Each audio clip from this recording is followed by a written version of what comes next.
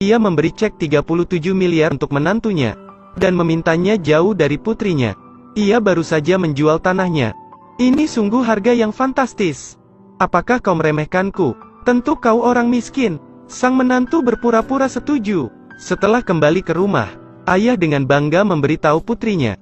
Dia memberikan 3 miliar untuk mengusir suaminya. Sang ayah berkata, ini untuk kebahagiaanmu. 37 miliar sudah cukup baginya.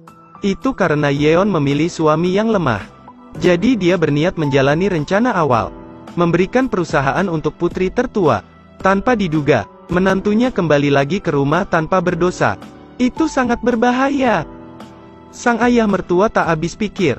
Ia menyuruhnya keluar, tapi menantunya tersenyum lalu mengembalikan ceknya. Kemudian wajahnya menjadi serius. Mengatakan orang sepertimu tidak bisa membelinya bahkan dengan uang. Ayo sayang. Ia merangkul istrinya pergi. Tapi sang ayah menghentikannya. Ia berkata, jadi orang seperti apa yang layak? Apakah yang punya uang, punya jabatan dan berpakaian mewah? Jawaban ayah mertua adalah ya. Tapi menantunya keras kepala. Mendengar kata-katanya, Ibu tiri menunjukkan ekspresi bangga. Ia tiba-tiba menjadi kaku. Menyimpan ranselnya dan mulai berbicara sangat serius. Tidak peduli dengan apapun, dia tidak akan pergi. Ia mengutarakannya dengan kejujuran. Harap diingat, aku akan membuktikan padamu. Tolong beri aku satu kesempatan. Ayah mertua sampai terdiam. Karena ia murah hati, dia akhirnya setuju memberinya satu kesempatan. Sebelum ada pemimpin perusahaan, ia tidak bisa berbuat apa-apa. Jika gagal menghilanglah. Dan jangan temui keluargaku lagi, kata sang mertua. Ia setuju. Sang istri berbicara dan meminta maaf padanya. Karena ayah memandangnya rendah. Ia tenang dan berpikir, benar, kata-kata itu juga tidak ada apa-apanya. Jika ia memilih untuk melakukan kelicikan, maka biarkan dia mendapatkan apa yang pantas dia dapatkan. Hari terakhir di perusahaan, menjadi sasaran para pemegang saham yang tidak ingin melepaskannya. Ternyata mereka melihat video dan foto yang diposting di sosial media. Berpikir bahwa citranya akan mempengaruhi perusahaan. Yeon berkata dengan tenang, jika ia menikah, apa itu menjadi halangan untuk perusahaan? Itu tidak melanggar hukum, juga tidak membunuh atau mencuri. Tidak sama dengan beberapa orang yang duduk di sini. Inkonsistensi, sudah menikah tapi masih bermain dengan wanita lain di luar. Bahkan ku dengar gadis itu hamil. Sekali lagi menunjuk wanita lain. Dikatakan bahwa hobinya adalah bertaruh. Perjudian itu ilegal di Korea. Jika cerita ini keluar, bukankah akan lebih merusak citra perusahaan?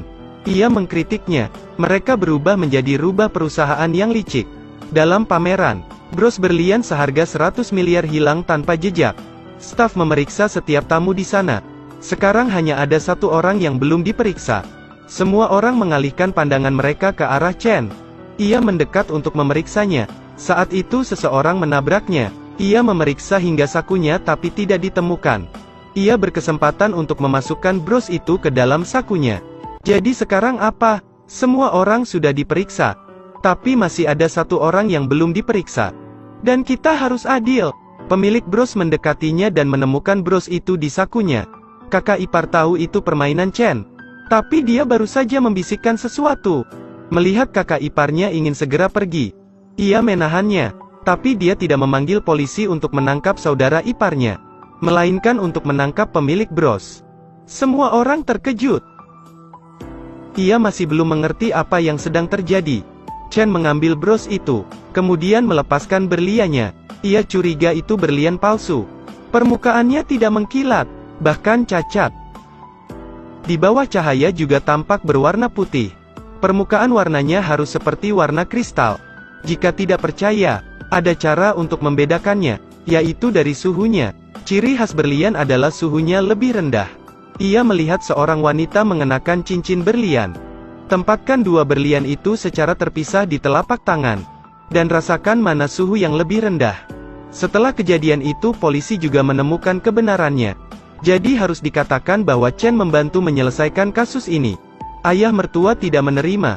Dia marah karena itu tidak mungkin. Ia tertawa padanya lagi. Sebenarnya ada bantuan dari saudara ipar di sini. Ibu tiri menunjukkan wajah cemburu. Saudara iparnya bersumpah akan membuatnya malu suatu hari nanti. Itu membuat sang istri sangat senang. Apa kau lihat sekelompok orang tadi? Wajahnya pucat. Aku sangat bangga padamu, bisa menyelesaikan kasus sulit itu. Mereka pergi untuk merayakan keberhasilan. Tapi gadis ini memiliki kebiasaan yang buruk. Baru saja minum dia mulai meracau. Menangis mengapa dua putri dan ibu tirinya sangat jahat. Dan apa yang mereka inginkan? Tidak peduli seberapa keras dia mencoba. Ia tidak mengerti. Ia minum sampai mabuk. Setelah itu ia tertidur di bahunya. Chen membawa dan menidurkannya di kamar. Keesokan harinya ia melihat keluar jendela. Ia menemukan suaminya sedang berlatih dengan gagah perkasa. Cerita pun berakhir. Terus ikuti Edelweiss Review untuk mendapatkan update cuplikan film berikutnya.